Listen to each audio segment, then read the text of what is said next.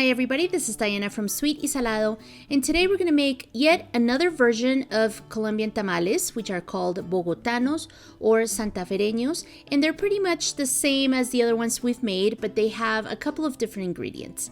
And as always, the link for this recipe can be found in the info box below the video. To make the marinade, we are going to blend everything in a blender, starting with white onion, green onion, garlic, food coloring or all-purpose seasoning with food coloring, water, and plenty of salt and pepper.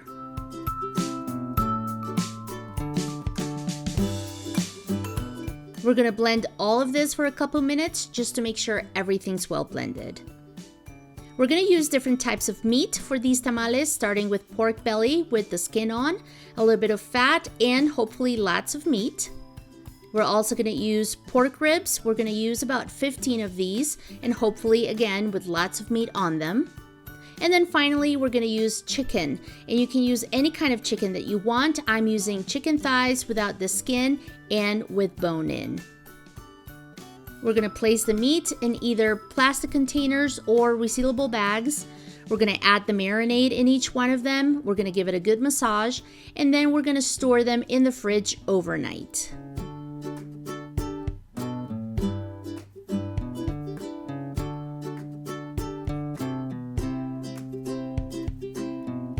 The next day, we're going to start by making our guiso or seasoned sauce. So in a large pan, we're going to heat some olive oil over medium heat. Then we're going to add chopped white onion, and we're going to cook this for about 3 minutes or until it's translucent. Then we're going to add chopped green onion and chopped garlic, and we're going to cook this for about a minute or two.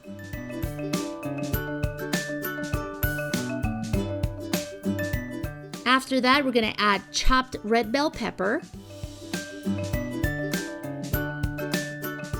And we're also going to add chopped tomato. We're going to cook this for about 8 minutes or until all the veggies are nice and soft.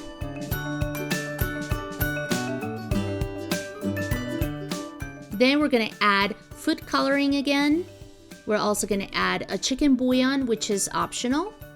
And we're going to season it well with salt and pepper. We're going to give it a good mix, and then we're going to add water.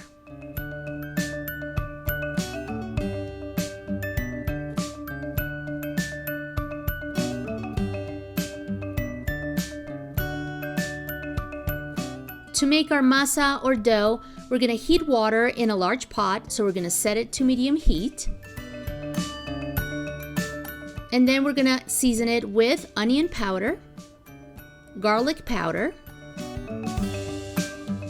a chicken bouillon, which again is optional, food coloring, and plenty of salt. We're going to give it a stir, and we're just going to heat it up. We're not going to let it boil. Right before it starts boiling, we're going to add our pre-cooked cornmeal. This is the same cornmeal that we use to make arepas.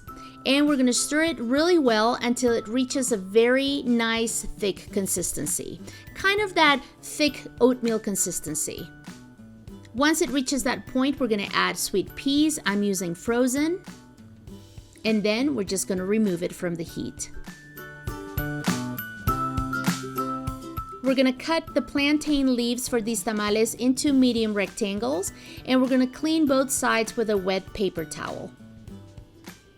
And these plantain leaves have two sides, a back side which has these ridges on them and a front side which is nice and smooth. We're going to place the dough on the side that has the ridges on it. Also, if you're using fresh leaves, you're going to have to pass these leaves over a burner set to low to make sure they're nice and soft. If you're using frozen, you don't have to do it. And depending on the quality of the leaves, you're going to end up using between 2 to 4 pieces per tamal.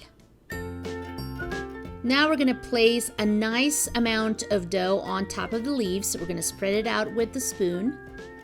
We're also going to add some guiso. Then we're going to add a sprig of parsley, 2 slices of red potatoes, 2 slices of carrots, between 3 to 4 tablespoons of chickpeas. These are cooked. A nice piece of longaniza. If you can't find it, you can use any kind of sausage. We're also going to add one of those pork ribs that we marinated, a piece of pork belly, and also a piece of chicken. And if you want, you can add a little bit more dough on top of that. To close it, we're going to bring both sides to the center, one on top of the other, and we're going to do the same thing with the top side and the bottom. Once we have a nice little package, we're going to place it on top of kitchen twine, and we're just going to wrap it.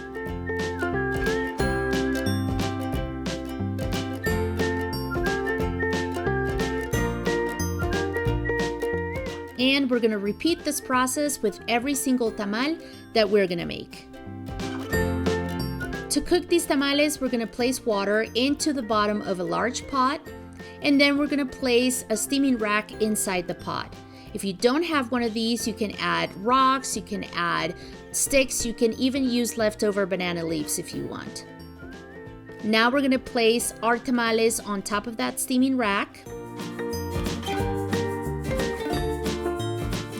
We're going to cover the pot and steam them for 2 hours over low to medium-low heat. And once they're done, we're going to take them out, let them rest for a few minutes before serving.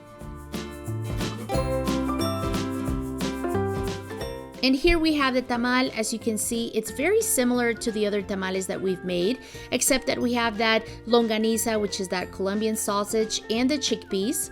Here we have a piece of pork belly, pork rib, chicken, and right underneath we can find that delicious guiso. If you enjoyed this video and this recipe, please give it a thumbs up, share it with your friends, and if you haven't done so already, subscribe to this channel so you can be up to date with all of the new videos that I upload in the future. Thanks everybody for watching, and I hope to see you next time. Bye bye, and buen provecho.